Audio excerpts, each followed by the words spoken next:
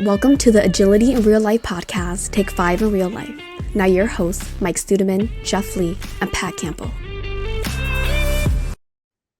Hi, and welcome back to the Take5IRL podcast. I'm Jeff Lee, a partner at Agility IRL and one of your hosts.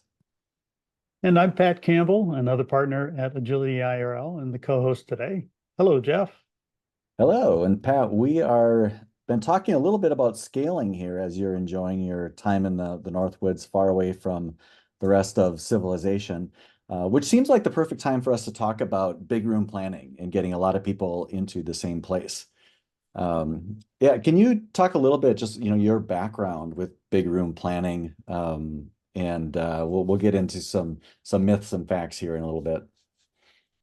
So will do, Jeff. I got started with this concept when I came across the SAFE framework back in 2013 or so. Actually, when you and I worked together for a little bit at Best Buy, and I was thinking about how do you scale this agile thing?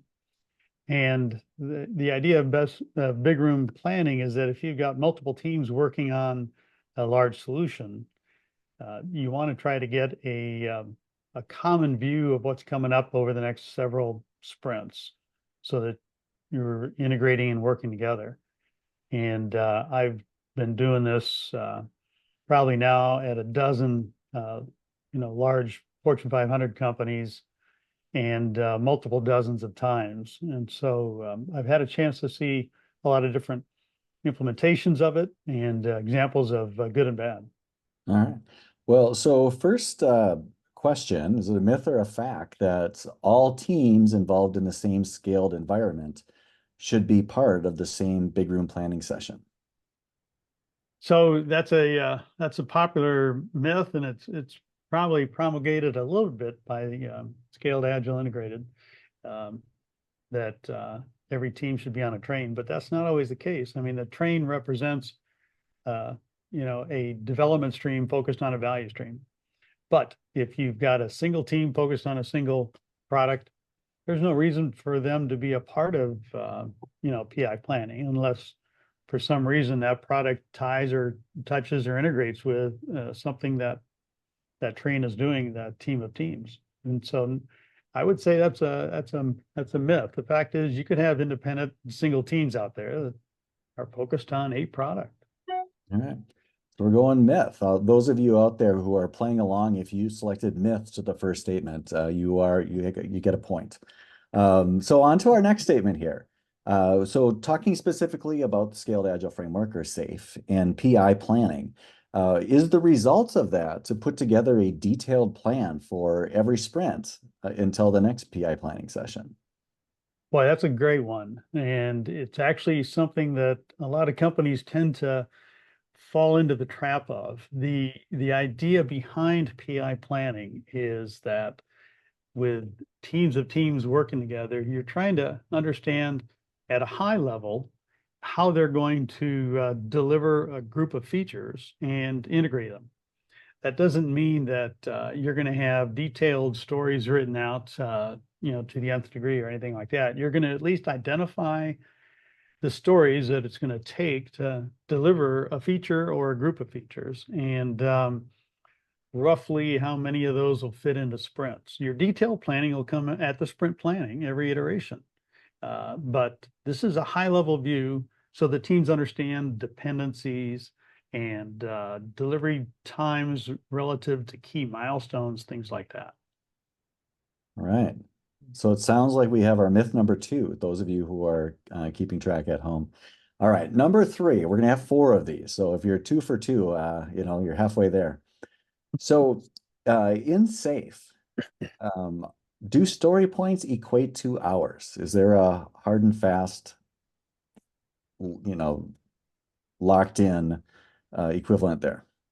Oh yeah, SAFE got hammered on that from the earliest days, and that all came from the idea that SAFE would get teams together and launch them all at once. And a lot of times those teams were new to being teams. And so As a result, they didn't have any history of delivering things as a scrum team. Hence, they didn't have an average, points per sprint. So SAFe said, okay, let's do this. If every person has 8 out of 10 working days that can be considered productive because of meetings and other personal stuff, and a half day for coding and a half day for testing and so forth. They came up with 8 points, per person per sprint as a way to jumpstart how much a team could deliver. After a couple sprints, that team would have its own measured average velocity based on historical. But to get them started, they came up with that equivalence, and they've been hammered ever since. And so, no, SAFe does not believe hours equal story points. It was a way of priming the pump for average velocity. But Starting point to use if you choose to use it, right? Exactly. All right. Myth number 3. Those of you 3 for 3, congratulations. Big last one here. So PI planning, big room planning, it's really only valuable if you're using SAFe. And if you're not using the rest of SAFe, it makes no sense to do this planning. True or false? Ooh, that's a good one. Actually, that makes it universally false across the board for all 4 of them, because big room planning is a concept that was refined and detailed by SAFe, but it's not exclusive to SAFe. In fact, I've seen, for example, Mike Cohn, who's been a starch proponent of many of Scrum, and wrote some of the best early books on story points and user stories and things like that. Present the concept of quarterly planning, which is planning together in the same space, virtual or otherwise. And so, no, it's not exclusive to SAFe. The concept could and should be used, with other frameworks as well. It certainly has its most detailed explanation and documentation in SAFe, but I don't believe it's something that is exclusive to SAFe. All right. Yeah, it goes back to our, frequently used adage in the Agile and Scrum world that if you can't plan well, plan often. And make it at a, whether that's a quarterly level or some other, little bit longer sequence that, you have to do some level of the kind of high level dependency that, things you were talking about at the beginning of the episode.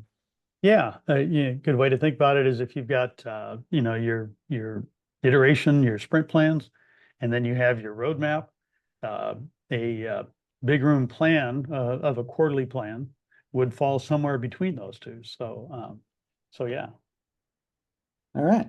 Well, Pat, I've enjoyed this episode. It's kind of fun to just ask you questions and put you on the hot seat and sit back and listen to you answer. So I think we should do more of those going forward.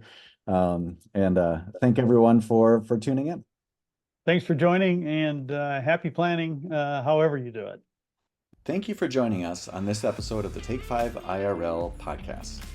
If you like it, please go ahead and share it with someone, as well as like and subscribe on your favorite podcast platform. We are available on Apple Podcasts, Spotify, and YouTube. Also, leave us a comment or a suggestion for a future episode. Again, thanks for listening, and we look forward to you joining us next time on the Take5IRL podcast.